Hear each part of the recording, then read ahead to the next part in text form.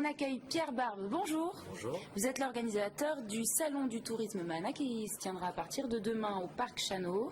Alors j'avais envie de vous poser cette question. Janvier, c'est la bonne période pour organiser un salon du tourisme. C'est en cette période-là que les gens réservent leur voyage. Les décisions vont se prendre là dans les jours qui arrivent pour décider si on part au mois de juin, juillet, août, si on part en France, en Europe ou à l'étranger, plutôt loin.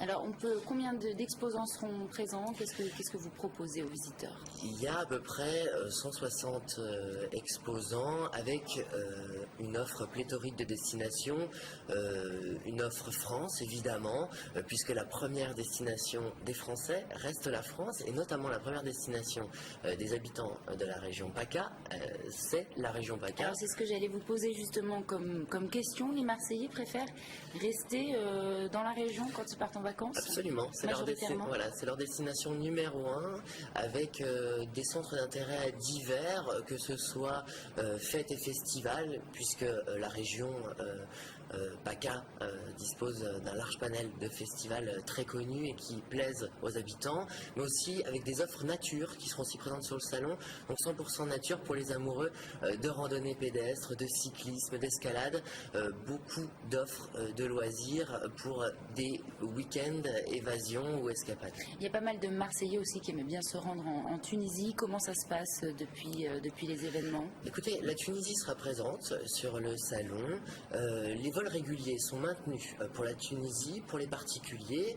En revanche, effectivement, pour l'instant, suite à la directive du ministère des Affaires étrangères, les vols sont suspendus pour toutes les agences de voyage. Donc, pour l'instant, ceux qui avaient prévu vraiment des voyages sont reroutés, je dirais, sur des pays comme le Maroc ou la Crète, en attendant que la situation s'améliore. Et comment ça se passe, par exemple, si pour les personnes qui avaient booké un voyage pour la Tunisie, est-ce qu'ils vont être remboursés du coup? Comment vous organisez? Ça dépend du mode d'achat du voyage. Effectivement, il y a un organisme qui s'appelle l'APS quand on passe par une agence de voyage qui s'occupe et qui a pour mission de rembourser. Pour la plupart des cas aujourd'hui, il s'agit seulement de report, puisque la situation est quand même amenée à s'améliorer dans les jours qui arrivent. On n'anticipe pas vraiment d'annulation, on préfère reporter pour l'instant le séjour. Bon écoutez, de toute façon vous aurez toutes ces informations sur place au Parc Chano à partir de demain jusqu'à dimanche pour le Salon du Tourisme Mana. Merci beaucoup d'être venu sur notre plateau. Fin de cette édition.